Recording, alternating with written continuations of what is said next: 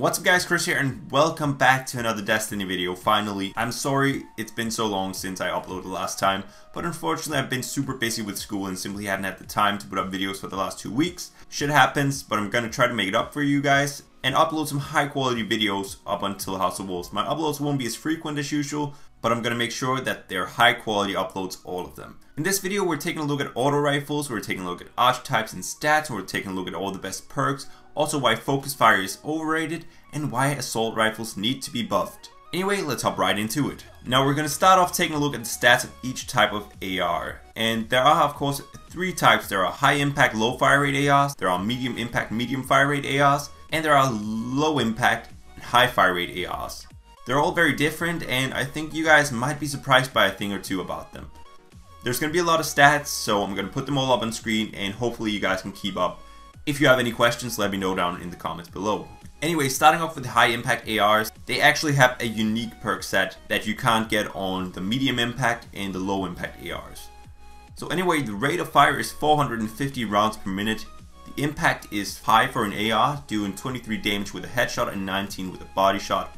The damage per second, or DPS as I will refer to it from here on, is 172.5. This is on a Guardian, which means you can't kill a Guardian in 1 second. They have 200 health, you can deal 172.5 damage per second. It'll take 9 to 11 shots to kill, and the best possible time to kill is 1.2 seconds. This is if you hit all your headshots and don't miss a single shot at all. So it's actually quite a slow time to kill for these guns. The tier 1 perks that you can get listed in the best order, with the best one first and the worst one last, is Persistence, Rangefinder, Glass Half Full, Outlaw, Who's Next, and Grenadier.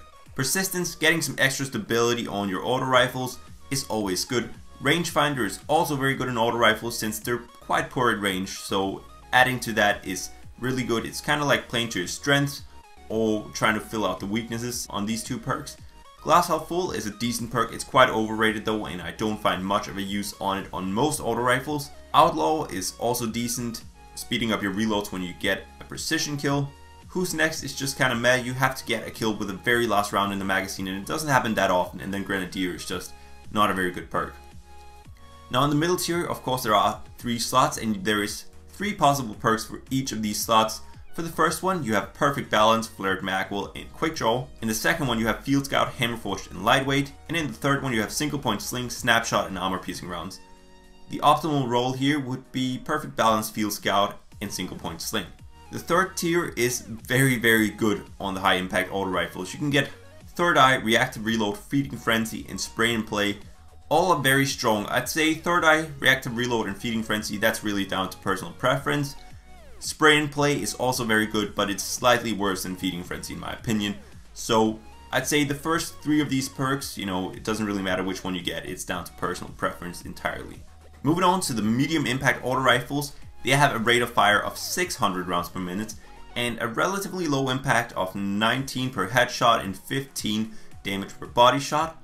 This translates into a DPS of 190. Again, you can't quite kill a Guardian within 1 second, but it's very close. It's a higher DPS than the high impact auto rifles. In terms of shots to kill, you'll need 11 headshots or 14 body shots.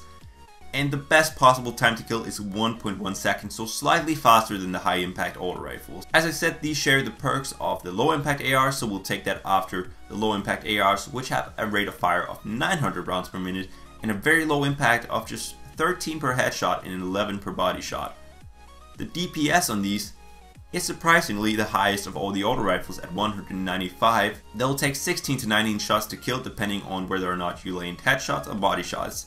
And the best possible time to kill is actually 1.067 seconds, which means it's the fastest killing auto rifle archetype. But of course, the recoil is really difficult to control on these. They have a ton of kick and you usually miss a lot of shots, meaning that the actual time to kill will be slower than the 2 other archetypes. But on paper, these low impact ARs are actually the fastest killing ones. In terms of perks on the 2 last AR archetypes, you can get Reactive Reload, Spray and Play, Persistence, Counterbalance, Hipfire, and Cascade in the first tier. Again, of course, the perks are listed with the best one first. Reactive Reload gaining 33% extra damage on the first couple of shots after reloading after a kill. It's actually very strong. It's situational, but it's very good. Spray and Play, Persistence, and Counterbalance are also very good options. but Hipfire and Cascade are usually perks you want to avoid. In the middle tier, on the first one, you can get Field Scout, which is the best one here, and then you can get Snapshot and High Caliber rounds. High Caliber rounds have their moments, but they're not very good. Snapshot is down to personal preference. Field Scout will pretty much never let you down. In the second spot, you can get Perfect Balance and Fitted Stock and Lightweight. Perfect Balance and Fitted Stock, definitely the preferred ones here. And then in the last one, you can get Hammer Forged, Single Point Sling, and Skip Rounds. Again, it's down to personal preference if you prefer Hammer Forged or Single Point Sling. Skip Rounds is definitely a perk you want to avoid at all costs. It's just a very bad perk overall. In the third tier, you can get Crowd Control, Third Eye, Rangefinder, Glass Half Full, and Grenadier. Now in this one, it's definitely between Third Eye and Crowd Control which one is the best. It's down to personal preference in scenario. If you're playing PvE a lot, Crowd Control is definitely the better perk. But if you do like aiming down sights a lot and still having your radar in PvP, Third Eye is a great perk obviously. Again, Rangefinder is a strong perk on auto rifles. Glass Half Full is sort of overrated in my opinion, and Grenadier is just really bad. So Third Eye and Crowd Control are preferred here. As I mentioned in the beginning, Focus Fire is quite an overrated perk in my opinion. Of course, it is a perk on the infamous Suros regime, so we're going to use that as an example. Without Focus Fire, the Suros fires at 480 rounds per minute, which equals 8 rounds per second. All of these 8 rounds can potentially do 24 damage per critical hit in PvP. This means your DPS is 192. Now if you equip Focus Fire, it takes your fire rate down to 330 rounds per minute and you do 31 damage per critical hit. This means you can fire 5.5 rounds per second technically. Of course you can't actually fire a half round, but we're just going to use this for the stat because after just 2 seconds obviously you've actually fired 11 rounds, so we're going to calculate it with 5.5. Now critical hits do 31 damage in PvP. 5.5 times 31 is 170.5. Therefore your DPS is actually decreased a lot. We're talking 20.1 damage points per second less. This actually means that Focus Fire reduces your DPS by 11%. That's a lot. That is a huge decrease to DPS, and I'm not sure Focus Fire is worth it. It means your time to kill will go down considerably from around 1.15 seconds to 1.27 seconds, and in a first person shooter the split seconds do matter, and in my opinion Focus Fire isn't the best. Of course, if you do like the extra stability and you feel more confident with Focus Fire, go ahead and use it, but stats wise it's quite overrated in my opinion. Now lastly, why should auto rifles be buffed?